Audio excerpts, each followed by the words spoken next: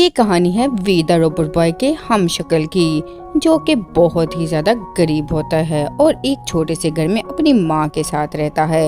एक दिन उसकी माँ उससे कहती है, अरे बेटा वीर, अब पता नहीं हमारा क्या होगा। घर का सारा सामान बेच लिया और खाने के लिए अब कुछ भी नहीं और कोई हमें काम भी नहीं दे रहा। अरे माँ, आप परेशान ना हो, मैं कुछ ना कुछ कर लूँगा और गाँव वाले भी हमारी मदद करेंगे। मैं कुछ खाने के लिए लेकर आता हूँ माँ। ऐसे ही वो वीर मदद की आस लिए हुए घर से बाहर निकल आता है गांव की तरफ और एक घर के सामने जाकर कहता है, अरे घर में कोई है? मैं बहुत दूर से आया हूँ, मेरी मदद कीजिए प्लीज। कोई घर में है? मेरी मदद कीजिए। तभी उस घर से एक आदमी बाहर आता है जो देखने में बहुत ही अमीर था और कहता है, अरे लड़के, कौन है तू और यहाँ क्या कर रहा है और क्या चाहिए तुम्हें? अंकल, मैं गांव से बहुत दूर से आया हूँ। गांव में मैं और मेरी माँ रहते हैं। हम बहुत गरीब हैं, कुछ खाने के लिए मेरी मदद कीजिए। अच्छा, तो तू बेकारी है और मांगने के लिए आया है। चल भाग यहाँ से, वरना मार मार के तुम्हें चूहा बना दूंगा। कोई काम तुम लोगों के पास तो है नहीं, लोगों के घरों से मांग के उन्हें परेशान करते रहते हो। भाग जाओ वरना मार कर भगाऊंगा मैं यहाँ से तुम्हें। ये सुनकर वीर बहुत ज्यादा परेशान हो जाता है, लेकिन वो आदमी वीर को और भी बातें सुना रहा होता है और कहता है, मैं तो चाहता हूँ तुम जैसे लोगों को गाँव में आने नहीं देना चाहिए। चल भाग यहाँ से, भिखारी की औलाद। वीर बहुत ज्यादा परेशान हो जाता है और वहाँ से जाने लगता है और थोड़ा ही दूर जाकर वो एक सड़क के किनारे बैठकर रोने लगता है क्योंकि शाम भी हो जाती है। और वीर मदद की आस में इधर उधर भटका तो बहुत, लेकिन किसी ने उसकी मदद ना की। वीर बहुत ज्यादा रो रहा था। अरे अब मैं क्या करूं? मैं घर कैसे जाऊं? माँ को मैं क्या कहूँगा? गाँव वालों ने तो हमारी जरा भी मदद नहीं की। लगता है आज फिर खाली पेट सोना पड़ेगा। और वीर बहुत ज्यादा रोने लगता है और काफी देर गुजर जाती है। तभी वहाँ एक चुड़ैल आ जाती है उड़ती हुई और वीर से कहती है, अरे लड़की, तू क्यों रो रहा है यहाँ बैठकर? तभी वीर चुड़ैल के सामने आता है और कहता है, अरे आंटी, मैं आपको क्या बताऊँ, मैं गांव में रहता हूँ। मैं अपनी माँ के साथ, हम बहुत ज़्यादा गरीब हैं। मैं गांव वालों से मदद के लिए गया था कि कोई कुछ खाने के लिए दे दे, मगर किसी ने कोई मदद नहीं की। मैं आपको क्यों बता रहा हूँ ये सब? अरे कोई बात नहीं, मैं एक चुड़ैल हूँ, लेकिन मैं अच्छी वाली चुड़ैल हूँ। गाँव वालों ने अच्छा नहीं किया तुम्हारे साथ ऐसा करके। सबको इसकी सजा मिलनी चाहिए और मैं तुम्हारी मदद जरूर करूंगी। मैं तुम्हें 3 इच्छा दूंगी जो कि तुम पूरी कर सकते हो और उस इच्छा से तुम कुछ भी मांग सकते हो, लेकिन उसके बदले में तुम्हें मुझे कुछ देना होगा। हा, बताओ, शर्त मंजूर है? ये बात सुनकर वीर को काफी ज्यादा अजीब लगता है और वो मन मन में सोचने लगता है, आखिर के मेरे पास है क्या? ये चुड़ैल मुझसे क्या भी मांग सकती है। तभी वीर चुड़ैल से कहता है, अरे चुड़ैल आंटी, मैं तो बहुत ज़्यादा गरीब हूँ, मैं आपको क्या दे सकता हूँ? मेरे पास कुछ भी नहीं देने के लिए। और माँ कहती है किसी से कुछ नहीं लेते बगैर काम किए, इसलिए आप मुझे माफ़ कर दो। अरे लड़की, मुझे जो लेना होगा मैं वो ले लूँगी, लेकिन तुम्हें डरने की कोई ज़रूरत नहीं। और ये लो ये मनी, इससे तुम 3 इच्छा पूरी कर सकते हो, कुछ भी मांग सकते हो। जाओ अपने घर और अपनी इच्छा पूरी करो जाकर। ऐसा बोल के वो चुड़ैल वहाँ से गायब हो जाती है और वीर उस मनी को अपने पास ही रख लेता है। तभी वो चुड़ैल कहती है, अब ये लड़का अपनी इच्छा जैसे जैसे पूरा करेगा, मेरी भी इच्छा पूरी होती जाएगी। ये लड़का, इसको तो पता भी नहीं, ये तो शेर बनने वाला है और शेर बन के ये जिसको मारेगा उसकी आत्मा मेरे पास आती जाएगी और मैं और भी शक्तिशाली बन जाऊंगी। चल लड़की, अपनी इच्छा पूरी कर। वीर उस मनी को दिखाते हुए अपनी माँ को सब कुछ बता देता है, जो बातें उस चुड़ैल और वीर के दरमियान में हुई। तभी वीर की माँ उससे कहती है, अरे वीर बेटा, तुम्हें ये मनी उस चुड़ैल से नहीं लेनी चाहिए थी। मुझे उस चुड़ैल के इरादे ठीक नहीं लग रहे, क्योंकि फ्री में कोई भी किसी की मदद नहीं करता।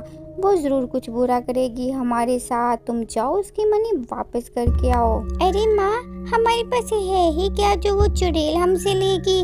हमारे पास तो खाने के लिए भी कुछ नहीं है। अगर इस मनी से हम अपनी इच्छा पूरी करेंगे तो हमें रोज रोज किसी से कुछ भी नहीं मांगना पड़ेगा। एक तरफ से वीर की बात भी बिल्कुल ठीक थी और उसकी माँ उसको इजाजत दे देती है मनी इस्तेमाल करने के लिए। तभी दोनों मनी से इच्छा मांगने के लिए तैयारी करते हैं और घुटनों के बल बैठ जाते हैं। तभी वीर उस मनी से कहता है, अरे जादुई मनी, हमें बहुत सारे फल दो, इतने ज्यादा फल दो कि हम उन फलों में से जितने भी फल खाएं वो उतने ही वापस बन जाए और कभी खत्म ना हो। तभी मनी में जादू होता है और उसमें से ढेर सारे फल जमीन पे आ जाते हैं। ये देखकर दोनों हैरान होते हैं और कहते हैं, अरे बेटा देखो, कितने सारे फल, हमारी इच्छा पूरी हुई। हाँ माँ, अब हमें कभी भी खाली पेट नहीं सोना पड़ेगा। इतने ज्यादा फल, अब तो मैं यही खाऊंगा। तभी वो दोनों एक एक सेब लेते हैं और उसको मजे से खाने लगते हैं। वो सेब काफी ज्यादा मजेदार होते हैं और फिर रात हो जाती है और दोनों आराम कर रहे होते हैं। तभी रात के 12 बजे वीर की आंख खुलती है और वो उठ खड़ा होता है और उसको काफी ज्यादा कमजोरी फील होती है और गुस्सा भी बहुत ज्यादा आने लगता है। तभी वीर पे एक जादू होता है और वीर एक खूंखार से शेर में बदल जाता है। वो काफी ज्यादा डरावना और बड़ा था। तभी वीर घर से बाहर की तरफ निकल जाता है। तभी एक लड़का अपना काम खत्म करके वापस आ रहा होता है। तभी वीर उस पे हमला कर देता है और उस लड़के को मार देता है और उसको खाने लगता है। ये बहुत ज्यादा डरावना था। जब वीर उस लड़के को खा रहा होता है वो उसको पूरा ही खा जाता है और पता नहीं वीर को ये मालूम भी होता है कि नहीं कि वो एक शेर बन चुका है। तभी वो घर में वापस आ जाता है और दोबारा अपनी असली हालत में आ जाता है और वहीं जाकर अपनी जगह पर लेट जाता है। वीर की माँ को भी मालूम नहीं होता और ना ही वीर को मालूम होता है कि ये तो चुड़ैल की एक जादुई शक्ति है। तभी वीर से शेर बनता है और एक और आदमी को मारकर उसको खाने लगता है। तभी जब वो आदमी को खा रहा होता है उसको एक बूढ़ा आदमी खाते हुए देख लेता है। तभी वो बूढ़ा आदमी कहता है, अरे इतना बड़ा शेर, ये आया कहाँ से? मुझे इस शेर का पीछा करना होगा। तभी वो बूढ़ा आदमी छुप के देख रहा होता है कि आखिरकार ये इतना बड़ा शेर कहाँ जा रहा है। तभी वो एक घर के अंदर जाता है और बूढ़ा आदमी कहता है, अरे ये तो वीर का घर है, आखिर वो शेर इस घर में क्यों गया? मुझे देखना होगा। तभी वो आदमी चुपके से वीर के घर के अंदर चला जाता है और देखता है कि वीर ही थोड़ी ही देर में उस शेर से इंसान बन जाता है और वहीं अपनी जगह पे लेट जाता है। तभी वो आदमी सोचने लगता है कि अच्छा ये तो वीर का ही काम था, इतने दिन से जो भी कत्ल हो रहे थे वो ये वीर ही कर रहा था।